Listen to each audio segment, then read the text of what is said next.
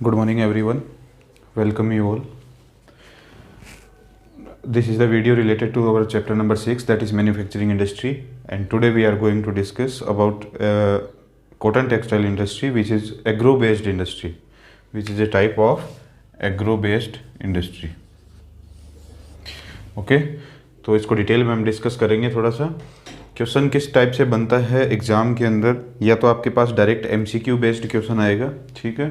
MCQ में जैसे आपसे पूछ सकता है when was the first textile industry was establish in India, तो आपको बताना है मुंबई 1854। तो फर्स्ट जो टेक्सटाइल इंडस्ट्री इस्टेब्लिश की गई थी इंडिया में वो मुंबई में की गई थी 1854 में। तो इस तरीके से कोई एमसीक्यू आपसे पूछ सकता है। डेटा आपसे कुछ पूछ सकता है लाइक इन 2011 जो मील है, ठीक है, 2011 का डेटा आपको गिवन है इन योर बुक। तो 1946 mills are there in India, okay. तो ये आपको एमसीक्यू बेस्ड क्वेश्चन बन सकता है। इसके अलावा कौन सा क्वेश्चन बनेगा? इसके अलावा क्वेश्चन जो बनेगा वो इसकी इंपॉर्टेंस को लेके बनेगा, जो 3 मार्क्स और 5 मार्क्स में आ सकता है, या इसकी प्रॉब्लम्स को लेके बनेगा, ठीक है। तो इन सब चीज़ों का ध्यान रखना है। तो दो पॉइंट ऑफ व्यू से हमें इसको स्टडी करना है। वो पॉइंट ऑफ व्यू कौन कौन से होंगे? What is the importance of cotton textile industry in India, and what are the problems which cotton textile industries are facing in India. Okay, so let's start the topic cotton textile industry. Okay, so first cotton textile industry was established in Mumbai in the year 1854.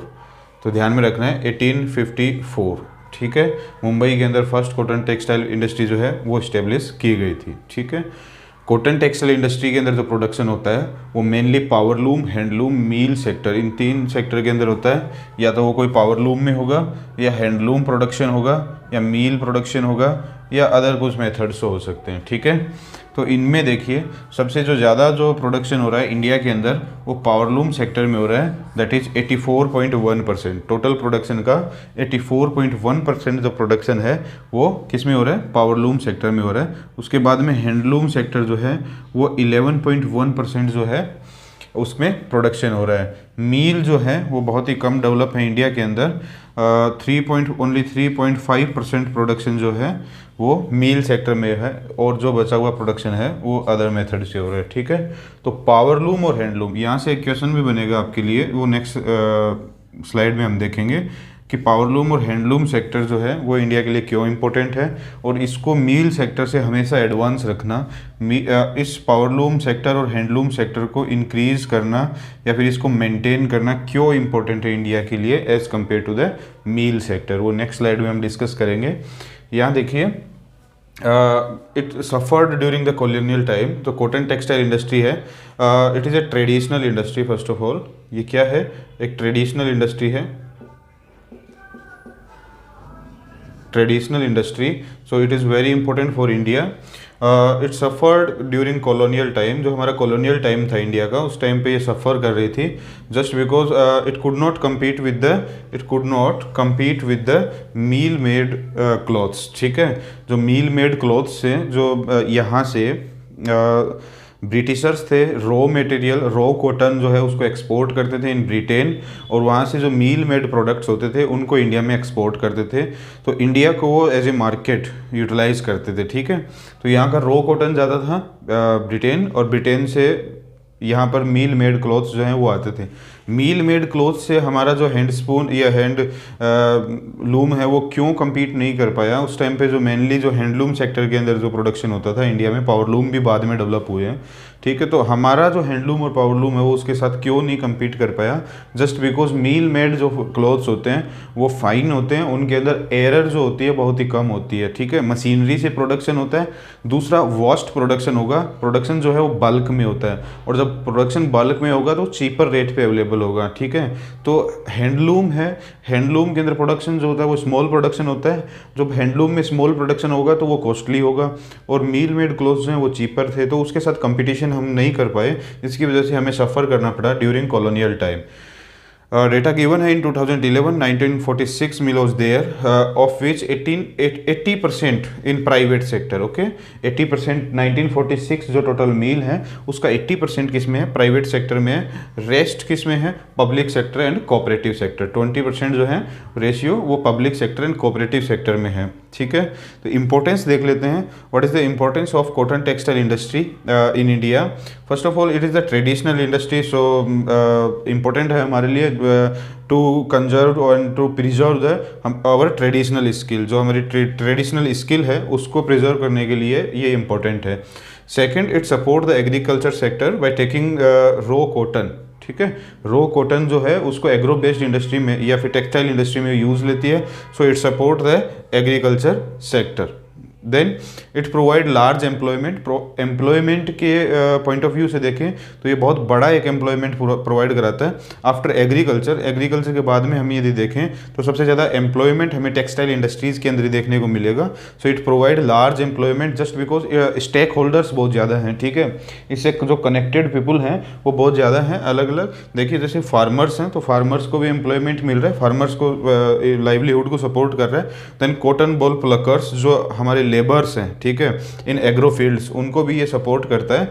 Then उससे जुड़ी हुई कुछ और field भी हैं, like spinning है, weaving है, dyeing है, गिनिंग है, टेलरिंग है, तो इन सबको ये सपोर्ट करता है। So it provide the large employment. Okay, next इसका जो इंपॉर्टेंस है, it support the other industries, दूसरी इंडस्ट्रीज को भी ये सपोर्ट करता है। कैसे? By demanding chemicals and dyeing. ठीक है, तो केमिकल्स और डाई को ये डिमांड करता है। इसमें जो कॉटन टेक्सटाइल इंडस्ट्री होती है इसमें इनकी एज ए रॉ मटेरियल इसकी डिमांड रहती है, तो ये सपोर्ट करता है अदर इंडस्ट्रीज़ को, chemical industry, dye industry. Packaging material के लिए भी इसको ज़रूरत रहती है तो पैकेजिंग इंडस्ट्री को ये सपोर्ट करता है। मशीनरी की ज़रूरत होती है तो इंजीनियरिंग इंडस्ट्री को भी ये सपोर्ट करता है। So these are the importance of cotton textile industry. ठीक है, तो ये आप बताएंगे it is traditional industry, so it is important to preserve our traditional skill first. Then उसके बाद में बताएंगे it support the agriculture by demanding the raw cotton as a raw material into the cotton textile industry. Then third point is the provide large employment just because stakeholders कौन कौन है? Farmers को ये employment provide कराता है, cotton ball pluckers को, spinning, weaving, dyeing and tailoring etcetera. And it support the other industries also by demanding chemical dyes, packaging materials, engineering etcetera. So ये importance है। ठीक है, नेक्स्ट देखिए हम क्या मैंने आपको बताया था कि लूम सेक्टर, जो पावर लूम सेक्टर और हैंडलूम सेक्टर है वो इंडिया के लिए इम्पोर्टेंट है। तो वो क्यों इम्पोर्टेंट है वो देखते हैं।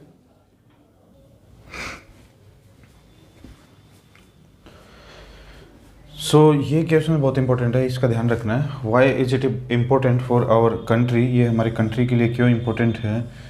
To keep the mill sector loomage, जो मील सेक्टर के अंदर जो प्रोडक्शन होता है अभी है, मील सेक्टर लूमेज जो है वो मैंने आपको बताया था 3.4% जो है वो प्रोडक्शन मील सेक्टर के अंदर हो रहा है। तो mill sector why it is important to keep the mill sector loomage lower than power से लूम एंड हैंडलूम। जो पावर लूम है और हैंडलूम के अंदर जो प्रोडक्शन हो रहा है दैट इज़ 84.1 एंड 11.1। ठीक है, तो ये इसको मेंटेन करना, इसको मैक्सिमम रखना क्यों इम्पोर्टेंट है? मील सेक्टर लूमेज को रिड्यूस क्यों करना है हमारे लिए, जबकि होना ये सही है कि हम मील सेक्टर को इम्प्रूव करें, क्योंकि उसके अंदर प्रोडक्शन जो होता है वो बल्क में प्रोडक्शन होता है और वो इंटरनेशनल मार्केट को कम्पीट करने के लिए बहुत ज़्यादा इंपॉर्टेंट है मील sector लूमेज।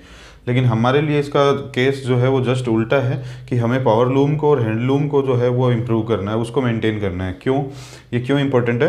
Just because it cotton textile industry is a traditional industry, और जो हमारी जो ट्रेडिशनल स्किल है उसको प्रोटेक्ट करने के लिए, to protect the traditional skill of India, traditional skill है उसको प्रोटेक्ट करने के लिए हमें मील सेक्टर, पावर लूम और हैंडलूम को कंपेरेटिवली मील सेक्टर से एडवांस रखना है। Then help the poor weavers, जो जितने भी पुअर वीवर्स हैं, ठीक है, क्यों? क्योंकि पावरलूम और हैंडलूम जो है ये कॉटेज इंडस्ट्री का पार्ट है। किसका पार्ट है? कॉटेज इंडस्ट्री का। जबकि हमारे यहाँ पे मील सेक्टर जो है ये मीडियम एंड स्मॉल इंडस्ट्रीज होती हैं, वहाँ का जो इसका जो इन्वेस्टमेंट होगा उस लेवल का होगा। तो जितना भी पावरलूम और हैंडलूम है ये कॉटेज इंडस्ट्री का पार्ट है, और कॉटेज इंडस्ट्री जो है वो पुअर वीवर्स जो है वहाँ पे वर्किंग होते हैं, तो इनकी जो लाइवलीहुड है उसको वो सपोर्ट करता है, ठीक है। Then provide employment in the rural areas, ठीक है। पावरलूम और हैंडलूम्स मैंने आपको बताया कॉटेज इंडस्ट्री का पार्ट है। सो इस्टेब्लिशमेंट जो होता है पावरलूम्स का और हैंडलूम्स का वो रूरल एरिया में होता है। So it is important for the rural economy, it provide employment in the rural area. ये क्या करेगा, रूरल एरिया को एम्प्लॉयमेंट प्रोवाइड कराएगा। वहीं रूरल एरिया से इसको रॉ मटेरियल मिल जाएगा, और वहीं पे इसको मार्केट अवेलेबल होगा, ठीक है। और या नियर बाई मार्केट के अंदर ये इसको एक्सपोर्ट कर देगा, ठीक है। तो ये देखिए यहीं से इसको रॉ मटेरियल मिल रहा है, तो यहाँ के जो फार्मर्स हैं लोकेलिटी के अंदर उसको भी सपोर्ट कर रहा है। इसमें जो वर्किंग जो फैमिली मेंबर्स होंगे या फिर कुछ एडिशनल वर्कर्स वर्क करेंगे तो उनके लिए भी ये इंपॉर्टेंट होगा। तो provide employment in the rural area, so it is important for the rural economy. Then तो ये हो गया। उसके बाद में कुछ प्रॉब्लम्स हैं जो फेस कर रही है हमारी जो ये कॉटन टेक्सटाइल इंडस्ट्री है, उन प्रॉब्लम्स को डिस्कस कर लेते हैं। First problem is the export of the best quality yarn. India के अंदर जो बेस्ट क्वालिटी का जो यार्न होता है उसको हम एक्सपोर्ट कर देते हैं into the south east economies और वेस्टर्न कंट्रीज़, तो हम उसको एक्सपोर्ट कर देते हैं टोटली। तो हमारे यहाँ के जो वीवर्स होते हैं, हमारे यहाँ की जो कॉटन टेक्सटाइल इंडस्ट्री होती है, वो पुअर क्वालिटी का जो यार्न होता है, पुअर क्वालिटी यार्न से प्रोडक्शन करती है। तो हम कंपटीशन फेस नहीं कर पाते हैं विद द वेस्टर्न कंट्रीज़ जो प्रोडक्शन होता है उसके साथ, ठीक है, इंटरनेशनल मार्केट में। देन फ्रेगमेंटेड यूनिट्स में हम डिवाइड हैं। फ्रेगमेंटेड यूनिट्स का मतलब ये हुआ कि यहाँ पर जो कॉटन टेक्सटाइल के अंदर जो प्रोडक्शन होता है वो फ्रेगमेंटेड है, उसका एक सिंगल जो यूनिट होना चाहिए जिसके अंदर जो यार्न प्रोडक्शन से लेके फाइनल क्लॉथ प्रोडक्शन तक जो टोटल प्रोडक्शन है वो सिंगल यूनिट में हो, ऐसा नहीं है। यहाँ पे यार्न का प्रोडक्शन अलग होता है, उसके बाद में क्लॉथ्स का अलग होता है, उसके बाद में जो अलग अलग जो प्रोडक्शन के लेवल हैं इस कॉटन टेक्सटाइल इंडस्ट्री में वो यूनिट्स में डिवाइड है, वो फ्रेगमेंटेड हैं, जिसकी वजह से ये कॉस्टली हो जाता है, ठीक है। Then unskilled and semi skilled worker, हमारे यहाँ के जो वर्कर्स हैं they are mostly unskilled and semi skilled in cotton textile industry. So जो प्रोडक्शन जो है वो कम, जो उसकी क्वालिटी है वो रिड्यूस हो जाएगी, ठीक है।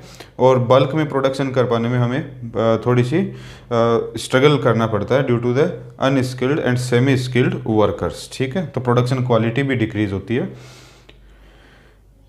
फोर्थ पॉइंट आपको गिवन है इलेक्ट्रिक पावर सप्लाई, जो कि इंडिया के अंदर मेजर प्रॉब्लम है। जो मील सेक्टर या पावर लूम्स हैं उनको रेगुलर पावर सप्लाई की नीड होती है, और पावर सप्लाई रेगुलर नहीं होने की वजह से ये देखिए पावर लूम मैंने आपको बताया था ये रूरल इकोनॉमी का एक पार्ट है, और रूरल एरिया के अंदर रेगुलर पावर सप्लाई की प्रॉब्लम है।